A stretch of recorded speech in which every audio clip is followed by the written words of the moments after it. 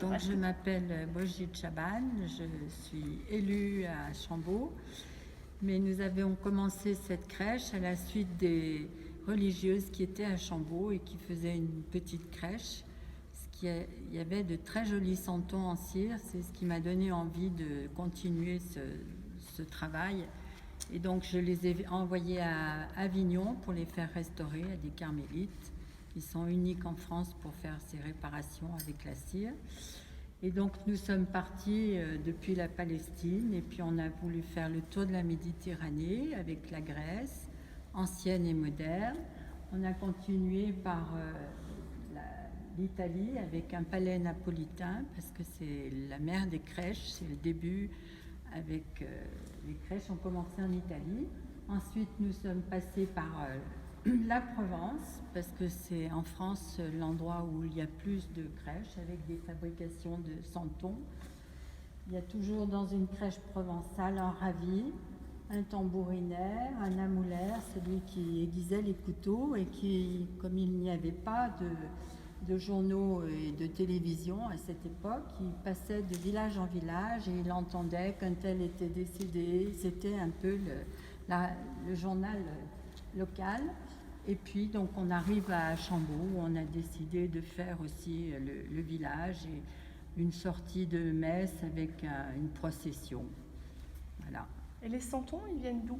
Alors, les santons, donc, il y en a qui ont été achetés neufs dans le sud de la France, d'autres qui ont été achetés sur des vide-greniers. Et il y a des santons qui ont été transformés. Par exemple, la religieuse était un joueur de pelote basque. L'âne qui est là-bas, c'était un zèbre qu'on a acheté et qu'on a transformé en âne. Voilà. D'accord. Et le reste, donc les décors, les bâtiments? Et les décors, on a tout fabriqué nous-mêmes, les moulins, l'église et tout. Et c'est ce qui prend beaucoup de temps, parce que, surtout pour faire Chambaud, parce que les gens habitent le village et se rendent compte que s'il y a quelques défauts, on entend dire, voilà.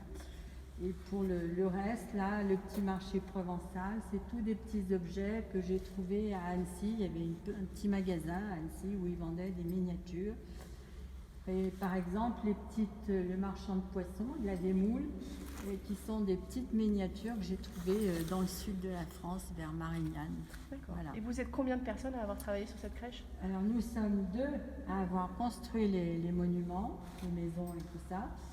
Et nous sommes 2 à installer et nous avons en général 1 ou 2 personnes avec nous qui nous font passer les cailloux, les herbes, tous les sujets que l'on...